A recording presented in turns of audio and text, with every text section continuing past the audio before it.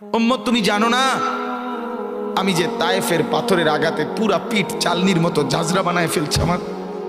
শোনো নাই তুমি? আমারে যে উহুদের ময়দানে দান দান শহীদ করে রক্তাক্ত করছে, তুমি শোনো নাই? আমি যে 14 দিন পেটে ক্ষুধার তাড়নায় পাথর বাঁধছিলাম, উম্মত তোমার মনে নাই?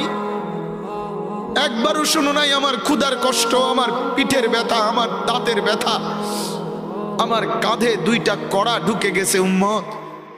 আমার ঘরে 3 মাস আল্লাহর নবীর স্ত্রী আয়েশা বলছে, আল্লাহর কসম উম্মত, নবীর স্ত্রী বলছে 3 মাস 3টা সূর্যাঁদ উঠছে ডুবছে, রাইনা হেলালান সুম্মা হেলালান সুম্মা হেলালান।